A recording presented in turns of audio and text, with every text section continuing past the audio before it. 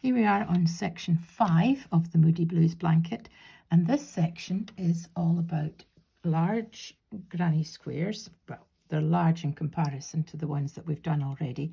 Instead of the 2 rounds that we did earlier, this is a 4 round granny square, and it's made up of 4 rounds in different colours for each square, as you can see. There are 44 squares in total, and once they're made with the 4 rounds, they're joined with the simple join as you go, which we used for the denim granny squares earlier on. And the pattern lists the colours for each square and also the joining colour to use for each square. The sequence of colours, I don't know if you can see that with this camera, but if I can pull this down a little bit, you can see that my plan was to have the very darkest colours going around the corners, and as they moved along the edge of the blanket, it gets a bit lighter until we have 2 squares in the middle of the blanket which are much paler, and then it starts to get darker again out to the corner. I really enjoyed making this round because of the different coloured squares. So that is section 5, and once that's joined, we've only got 3 more sections to do, but they do tend to get smaller as we get out towards the edge. So what I'm going to do next with this video is to show you how to, just a quick recap on how to make the 4 round granny square, and you can refer back to section 3 for the simple join as you go method for joining them.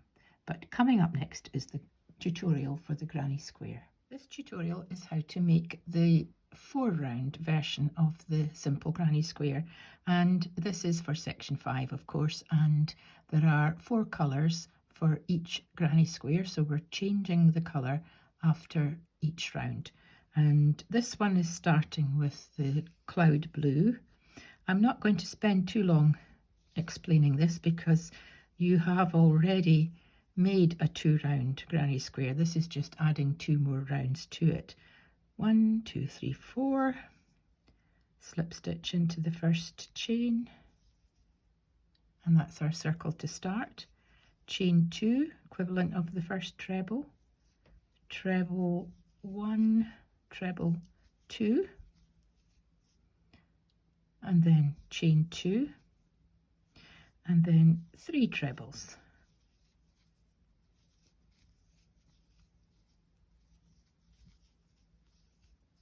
Chain 2 and 3 more trebles,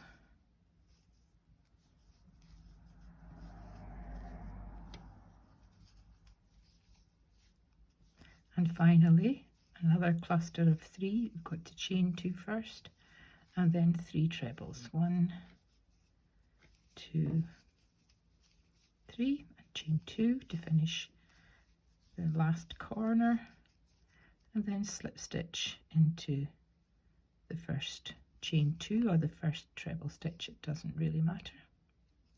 Pick up 2 loops if you can, and that's round 1.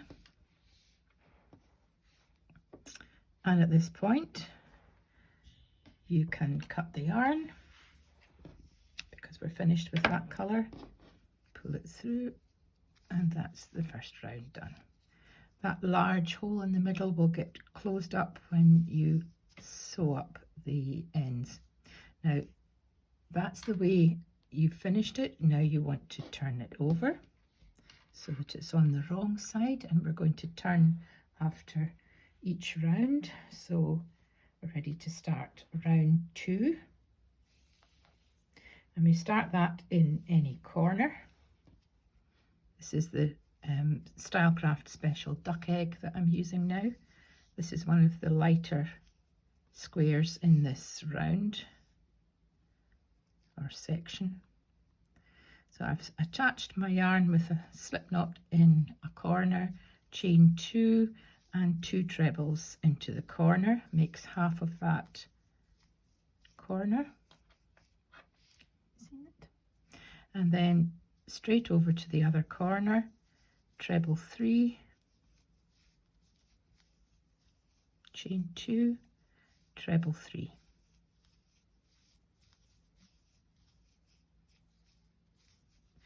And you work all the way round with 3 trebles, chain 2, 3 trebles in each of the next 2 corners, and then finish off the first one.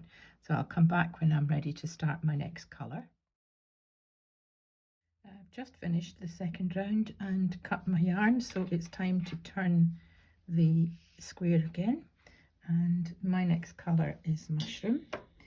And again, starting in a corner, there's a slip knot. And it's just the usual chain 2, treble 2 into the corner. And this time there is an extra space now because we've got bigger. So we've got 3 trebles to put into that middle space before we reach the next corner. So I'll work round with this mushroom colour and see you when it's time for the last round. This is the third round finished now, and I turn it once more to do the final round before the joining round. So on your pattern, you've got 4 colours to make for each square, and you make up all the squares.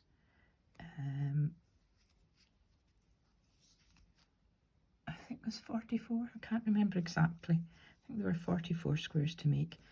And so you make up all the squares, and then they're joined with the simple join as you go, and you're using the colour that's listed as the join colour for each square. And again, the simple join as you go was explained in an earlier tutorial, so that's easy enough for you to go back and have a look at if you can't remember. But this is quite straightforward. It's such a pretty, you know, one of the nicest things about crochet are simple granny squares, because the colour changes in them are so, it's so easy to create beautiful colour schemes with simple granny squares, and they're timeless. So this is me just working on. I've done part of that corner. As you can see, I'll pop back very briefly when I have completed it, and then you'll have the task of making them all to get them made up and put onto the knitting needle ready for joining. So that's your 4 round granny square complete, and the beauty of turning it after every round means that it's a nice square shape. It's not squint, it's not being pulled out of shape, which can happen if you don't turn after every round. And now all you need to do is to turn it over.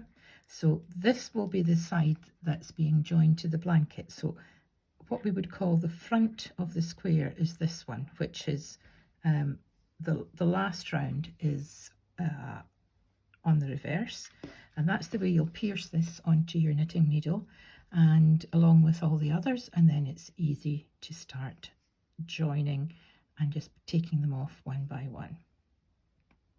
So there we go, simple granny square.